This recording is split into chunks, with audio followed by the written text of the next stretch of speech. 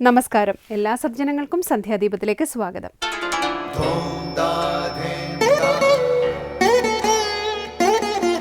ശുഭം ഭവതു കല്യാണമായുസാരോഗ്യവർദ്ധനം സർവദുഃഖ വിനാശായ സന്ധ്യാദീപം നമോസ്തുതേ.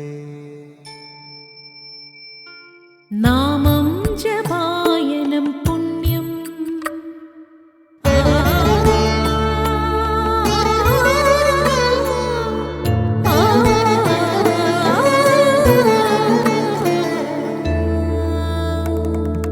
നാമം ജപായനം പുണ്യം നിരുപമദീപാങ്കുരം പോലെ സ്വരശ്രുതിലയവരമതുലം ദീവാങ്കണം മോക്ഷ സംഗീതസാരം നീളും വഴിത്താരയിൽ ജീവതാരം മന്ത്രാലാപം മായാവിൻ നിൻ പ്രസാദം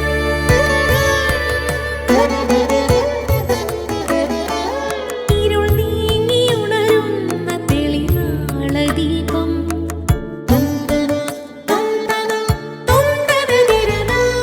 ഇരുൾ നീങ്ങിയുണരുന്ന തെളിനാളദീപം പ്രണവാമൃതം ചൊരിയുന്ന ദീപം ദീപം ദീപം ദീപം ദീപം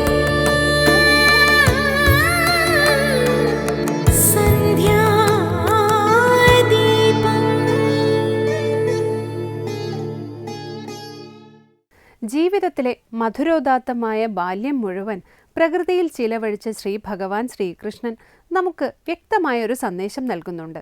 അത് ഭാരതീയ ജീവിതത്തിന് പ്രകൃതിയുമായുള്ള അഭേദ്യ ബന്ധത്തിൻ്റെ ചിരപുരാതനമായ സന്ദേശമാണ്.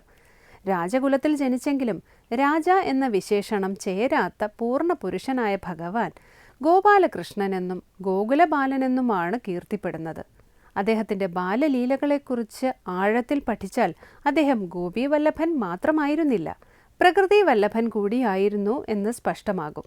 ഭഗവാന്റെ ഈ പ്രകൃതി വല്ലഭ ഭാവം പ്രകൃതിയുടെ പ്രാധാന്യത്തെയും മനുഷ്യർക്ക് പ്രകൃതിയുമൊത്തുള്ള സഹവാസത്തിൻ്റെ ആവശ്യകതയെയും കുറിച്ച് അസന്നിഗ്ധമായി പ്രഖ്യാപിക്കുന്നു. ഒപ്പം പ്രകൃതി സംരക്ഷണത്തിൽ മനുഷ്യർക്കുള്ള ഉത്തരവാദിത്തത്തെ അടിവരയിട്ട് ഓർമ്മപ്പെടുത്തുകയും ചെയ്യുന്നു. തുടർന്ന് ഗുരുവചനം കേൾക്കാം. സാധന ചെയ്യുന്ന ഒരുവന് ലൗകിക കാര്യങ്ങൾ ചർച്ച ചെയ്യുവാനോ അനാവശ്യ സംഭാഷണങ്ങളിൽ ഏർപ്പെടാനോ സമയമുണ്ടാവുകയില്ല, കഴിയുകയുമില്ല. ആരോടും പരുഷമായി സംസാരിക്കാനും മനസ്സുവരില്ല. അന്യരുടെ കുറ്റവും കുറവും കാണുകയും പറയുകയും ചെയ്യുന്നവർക്ക് സാധനയിൽ ഒരിക്കലും പുരോഗതി കൈവരിക്കാൻ കഴിയില്ല. മാതാ അമൃതാനന്ദമയി ദേവി. തുടർന്ന് ശ്രീ കാവാലം ശ്രീകുമാർ ശിവാനന്ദലഹരി ആലപിക്കുന്നത് കേൾക്കാം.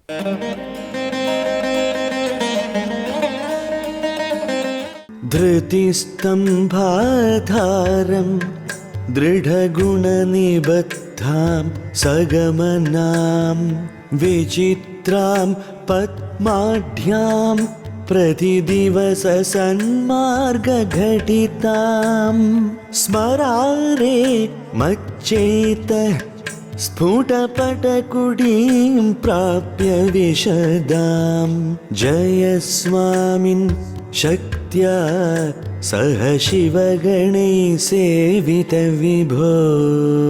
ധൃതിസ്തംഭാധാരം ദൃഢഗുണനിബദ്ധാം സഗമനാം വിചിത്രാം പത്മാഢ്യാം പ്രതിദിവസസന്മാർഗഘടിതാം സ്മരാരേ മच्चेतः സ്ഫുടപടകുടീം പ്രാപ്യ വിശദാം ജയസ്വാമിൻ ശക്ത്യാ സഹ ശിവഗണൈ സേവിത വിഭോ.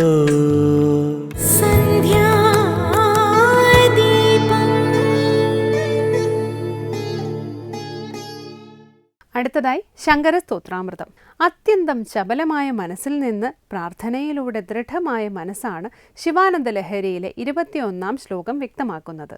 പാർവതി ദേവിയോടും സർവ്വശിവഗണങ്ങളോടും കൂടി എൻ്റെ മനസ്സാകുന്ന കൂടാരത്തിൽ വന്ന് താമസിച്ചാലും എന്നാണ് ഭക്തന്റെ പ്രാർത്ഥന. പത്മം പോലെ ശോഭനമാണ് വിസ്തൃതമായ മനസ്സ്.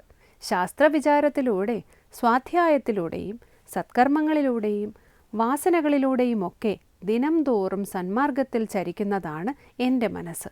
ശങ്കരാചാര്യരുടെ ശിവാനന്ദ ലഹരിയിലെ ഈ ശ്ലോകം സ്വാമി ചിദാനന്ദപുരി ശങ്കര സ്തോത്രാമൃതത്തിൽ വ്യാഖ്യാനിക്കുന്നത് കേൾക്കാം.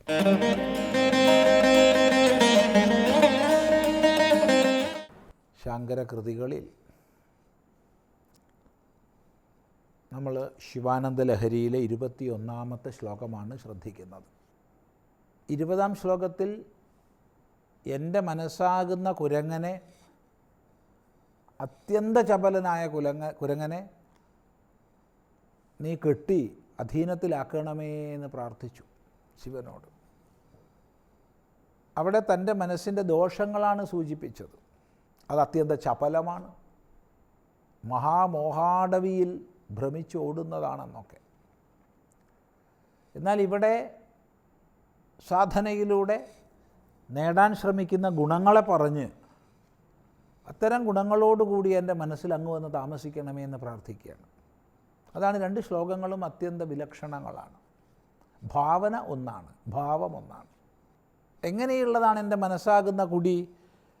ധൃതിസ്തംഭാധാരാം, നല്ല ധൃതിയാകുന്ന സ്തംഭത്തോട് കൂടിയത്, അല്ലെങ്കിൽ ധൃതിയാകുന്ന സ്തംഭം ആധാരമായിട്ടുള്ള കുടിയാണ്.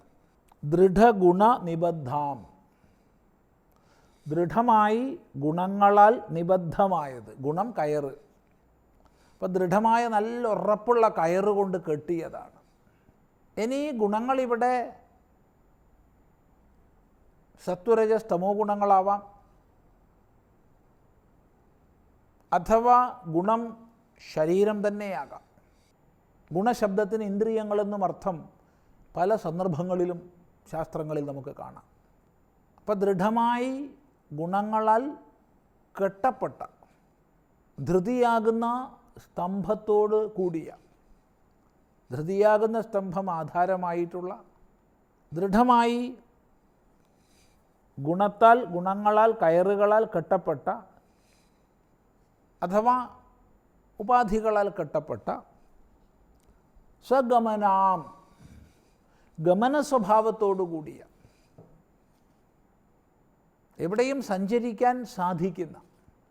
സാധാരണ കുടിയയിൽ പ്രവേശിച്ചു കഴിഞ്ഞാൽ ആ കുടിയയ്ക്കുള്ളിൽ നമ്മൾ താമസിക്കണം.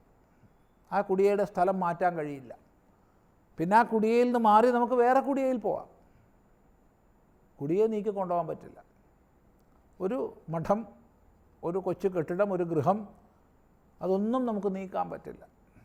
യന്ത്ര സംവിധാനങ്ങളെ കൊണ്ട് അല്പം നീക്കാൻ കഴിഞ്ഞേക്കാം, പക്ഷെ അതും എടുത്ത് നമുക്ക് പല സ്ഥലങ്ങളിലേക്ക് സഞ്ചരിക്കാൻ കഴിയില്ല. എന്നാൽ ഇതല്ല.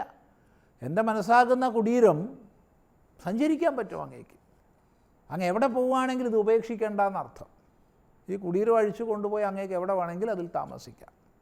അങ്ങനെയുള്ള എൻ്റെ മനസ്സാകുന്ന കുടീരം സഗമനാം വിചിത്രാം, ദേശകാലങ്ങൾക്കനുസരിച്ച് പല ഭാവങ്ങളോട് കൂടിയതാണ്, അഥവാ വിശേഷേണ ചിത്രണം ചെയ്യപ്പെട്ടതാണ്.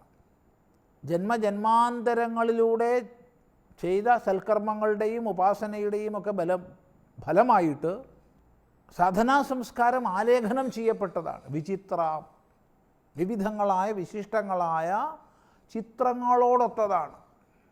അപ്പോൾ തുണി കൊണ്ടുണ്ടാക്കിയ കുടീരം ചിത്രങ്ങളാൽ അലങ്കൃതമാണ്, വിചിത്രമാണ്. തീർച്ചയായിട്ടും ജന്മജന്മാന്തരങ്ങളിലെ കർമ്മങ്ങളുടെയും ഉപാസനകളുടെയും ഫലരൂപങ്ങളാണവ.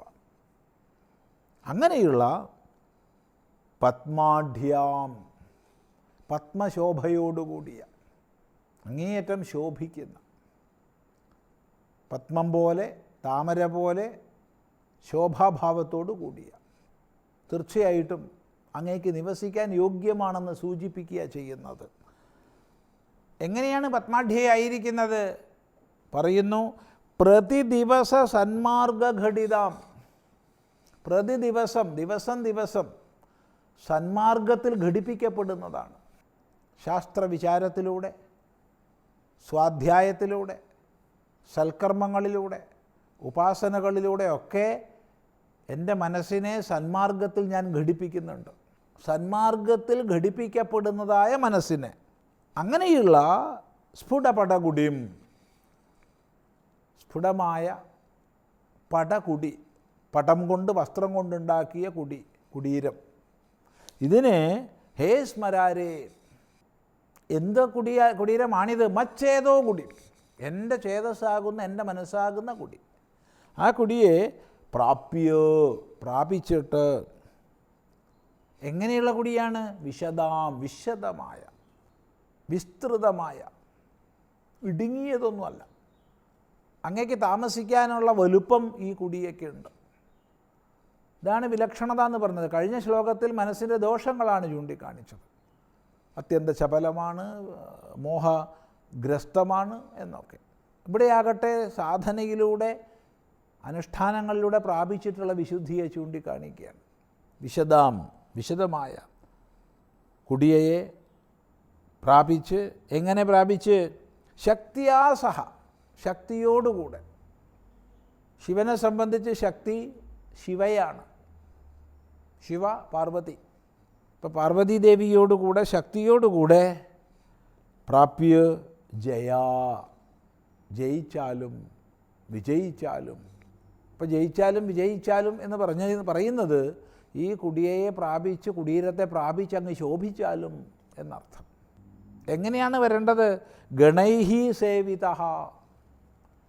ഗണങ്ങളാൽ സേവിതനായിട്ട്, ശിവഗണങ്ങളോട് കൂടിയിട്ട്, അങ്ങയുടെ എല്ലാ ഗണങ്ങളോടും കൂടി അങ്ങ് വന്നാലും.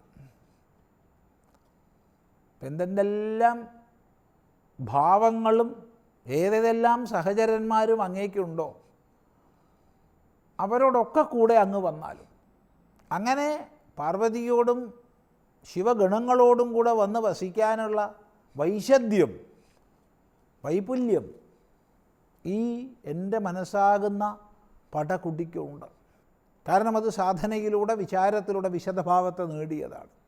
അങ്ങനെയുള്ള എൻ്റെ മനസ്സാകുന്ന പടകുടിയിൽ, വസ്ത്രം കൊണ്ടുണ്ടാക്കിയ കുടീരത്തിൽ വന്ന് വസിച്ചാലും ഹേ ശംഭോ, ഹേ സ്വാമിൻ, അങ്ങ് സ്വാമിയാണല്ലോ. ഇന്ദ്രിയ മനോബുദ്ധികളുടെ എല്ലാം, അഥവാ സകല ലോകങ്ങളുടെയും യജമാനാണല്ലോ. അങ്ങ് വന്ന് നിവസിച്ചാലും എന്ന് പ്രാർത്ഥിക്കുകയാണ്. ഇവിടെ ഈ 20-21 ശ്ലോകങ്ങൾ ഒന്നിച്ച് വായിക്കുമ്പോൾ വളരെ വലിയ വിലക്ഷണമായ ഭാവം നമുക്ക് കാണാം. കാരണം എൻ്റെ മനസ്സാകുന്ന ചപല വാനരനെയാണ് ആദ്യം പറഞ്ഞത്.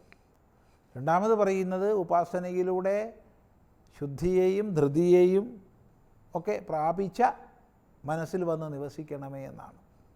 ഒരു സാധകൻ്റെ മനസ്സിൽ എപ്പോഴാണ് ഭഗവാൻ നിവസിക്കുന്നത് എന്ന് ഇവിടെ സ്പഷ്ടമാക്കപ്പെട്ടിരിക്കുകയാണ്.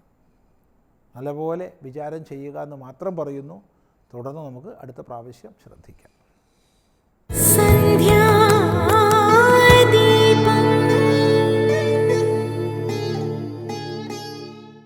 അടുത്തതായി ക്ഷേത്രങ്ങൾ, സാധനാകേന്ദ്രങ്ങൾ എന്ന സെഗ്മെന്റിലേക്ക്.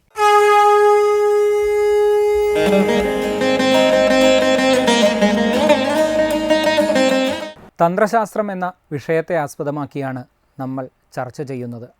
ശാസ്ത്രം എന്താണ് എന്ന് കഴിഞ്ഞ എപ്പിസോഡിൽ നമ്മൾ ചർച്ച ചെയ്തു കഴിഞ്ഞു. ഇനി തന്ത്രം എന്ന വാക്കിനെ, അതിൻ്റെ നിഷ്പത്തിയെ പറ്റിയാണ് നമ്മൾ ചിന്തിക്കുന്നത്.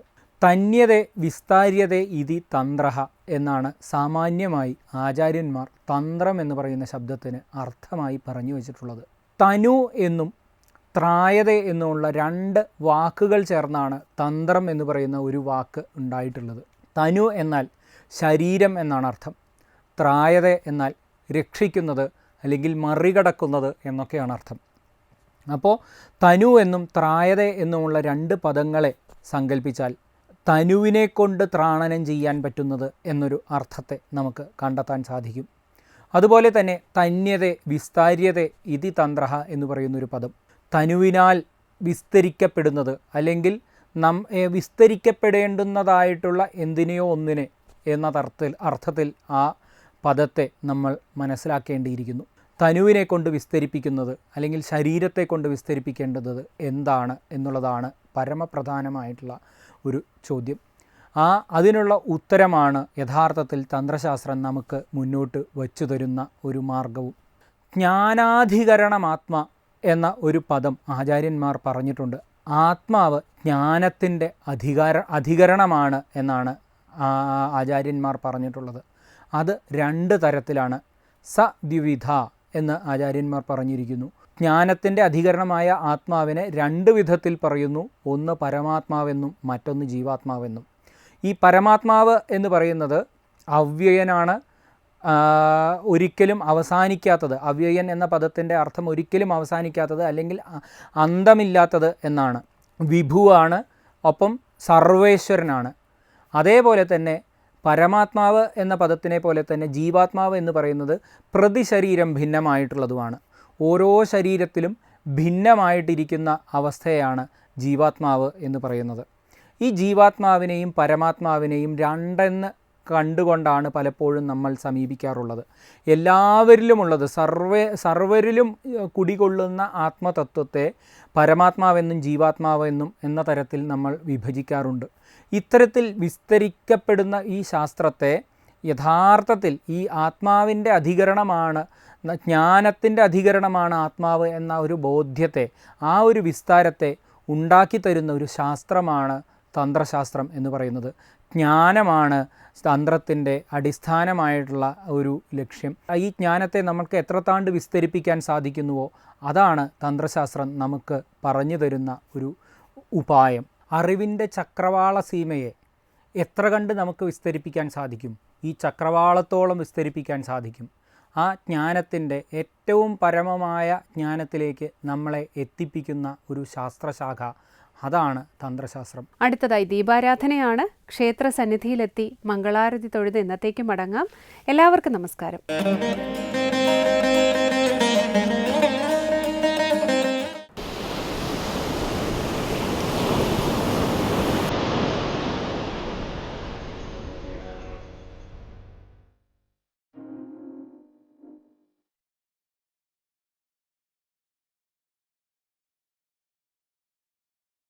ഇത് തിരുവനന്തപുരം ജില്ലയിലെ ആഴിമല. രാജ്യത്തെ തന്നെ ഏറ്റവും മികച്ച തുറമുഖങ്ങളിലൊന്നാകാൻ തയ്യാറെടുക്കുന്ന വിഴിഞ്ഞം തുറമുഖത്തിന് ഒരു വിളിപ്പാടകലെയാണ് ആഴിമല.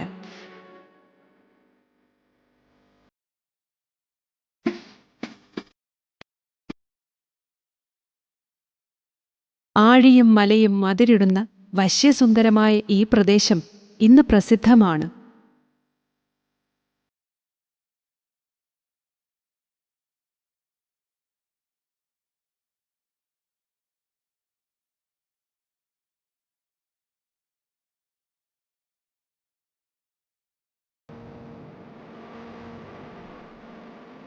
വന്യമായ ജടയഴിച്ച് ഗംഗാദേവിയെ ഭൂമിയിലേക്ക് ഒഴുക്കിവിടുന്ന പ്രപഞ്ചനാഥനായ ശ്രീ പരമേശ്വരൻ. പ്രപഞ്ചതാളത്തിന്റെ നടനഭാവം ആവാഹിച്ച ശില്പസൗന്ദര്യം കൊണ്ട് 10,000-കണക്കിന് ആളുകളെ വിസ്മയിപ്പിക്കുന്ന ശിവരൂപം.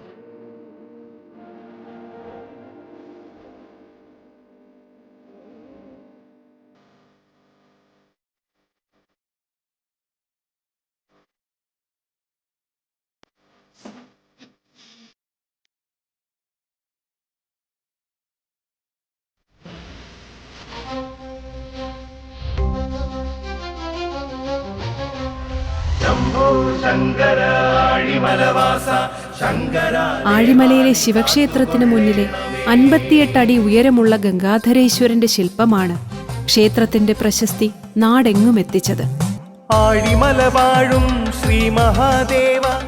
ഭാരതത്തിലെ ഏറ്റവും വലിപ്പമുള്ള ഗംഗാധരേശ്വര ശില്പമാണ് ആഴിമലയിലേത്. കേരളത്തിലെ ഏറ്റവും വലിയ ശിവരൂപവും ഇതുതന്നെ.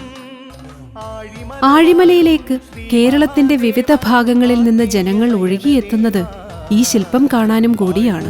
തണ്ടിൽ ഞാൻ മൂളുമിപ്പാട്ടിന് തുണ നിന്നൊടുക്കുമാത്രം കാറ്റിന്റെ കൈകളിൽ ഊഞ്ഞാലയാടും കടലകൾ മാമലയേ പുൽകിയുണർത്തുമീ മംഗളഭൂമിയിൽ കൈകൂപ്പി നിൽക്കുന്നിതാ ആഴിമല വാഴും ശ്രീ മഹാദേവ ആത്മീയ നയനദേവാ. പാഴ്മുളം തണ്ടിൽ ഞാൻ പാടുമി പാട്ടിന് തുണ നിന്നൊടുക്കു മാത്രം. കടൽ തീരത്തോട് ചേർന്ന് കിടക്കുന്ന പാറക്കൂട്ടങ്ങൾക്ക് മുകളിൽ ഗംഗാധരേശ്വരന്റെ ശില്പത്തിന് താഴെ ഭാഗത്താണ് മണ്ഡപം. 3500 ചതുരശ്ര അടി വിസ്തൃതിയിൽ വാസ്തുശില്പ ഭംഗികളോടെ ശില്പാലങ്കൃതവും ഗുഹാന്തരീക്ഷവും. ഗംഗാധരേശ്വര പ്രതിമയുടെ സമീപത്തുള്ള ചെറിയ കവാടത്തിൽ നിന്നുമാണ് ധ്യാന മണ്ഡപത്തിലേക്കുള്ള പ്രവേശനം. 27 പടികൾ കടന്ന് ഗുഹയ്ക്കുള്ളിലെത്താം. ശിവന്റെ അപൂർവമായ ശയനരൂപവും അർദ്ധനാരീശ്വര രൂപവും ഇവിടെയുണ്ട്. ശിവനെ കൂടാതെ ദേവിയും ഗണപതിയും നാഗരും യോഗീശ്വരനും ഉപദേവതകളായി ഇവിടെയുണ്ട്. ഭക്തനെ കാത്തുകൊള്ളേണമെന്നും ആഴിമല വാഴും ശ്രീ മഹാദേവ ആഗ്നേയ നയനദേവ. പാഴ്മുളം തണ്ടിൽ ഞാൻ പാടുമി പാട്ടിന് തുണ നിന്നൊടുക്കു മാത്രം. ശംഭോ ശങ്കര ആഴിമലവാസ. ആഴിമല ശിവക്ഷേത്രവുമായി ബന്ധപ്പെട്ട് നിരവധി ഐതിഹ്യങ്ങളുണ്ട്. അതിലൊന്ന് മഹാഭാരതവുമായി ബന്ധപ്പെട്ട കഥയാണ്. പാണ്ഡവന്മാരുടെ അജ്ഞാതവാസകാലത്തെ യാത്രയ്ക്കിടെ ഈ പ്രദേശത്ത് ജീവൽ സമാധി കാണുകയും അതിന്മേൽ ശിവലിംഗ പ്രതിഷ്ഠ നടത്തുകയും ചെയ്തു.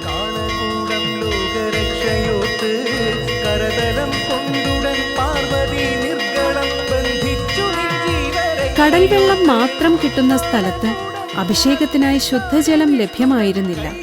തുടർന്ന് വെള്ളത്തിനായി ഭീമൻ ക്ഷേത്ര സമീപത്തെ പാറപ്പുറത്ത് കൈമുട്ടുകൊണ്ടിടിച്ചു. ഇടിയുടെ ശക്തിയിൽ പാറപ്പുറത്തുണ്ടായ വിള്ളലിലൂടെ ശുദ്ധജല പ്രവാഹമുണ്ടായി. ഈ സ്ഥലം ഇപ്പോൾ പാണ്ഡവ തീർത്ഥം എന്നാണ് അറിയപ്പെടുന്നത്. പാഴ്മുളം തണ്ടിൽ ഞാൻ മൂളുമി പാട്ടിന് തുണ നിന്നൊടുക്കു. ശ്രീനാരായണ ഗുരുവുമായും ബന്ധപ്പെട്ട കഥകൾ ആഴിമല ക്ഷേത്രത്തിനുണ്ട്.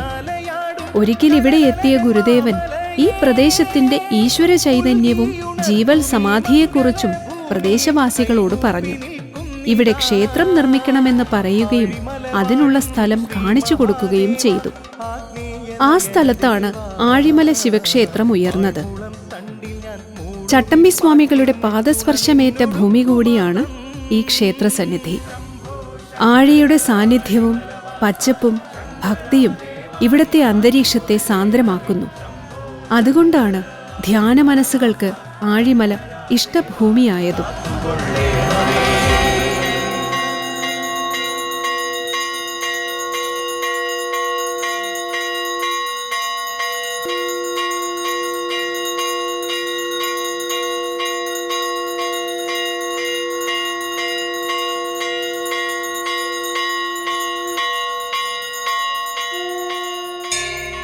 ശിവരൂപമേ ശിലാരൂപമേ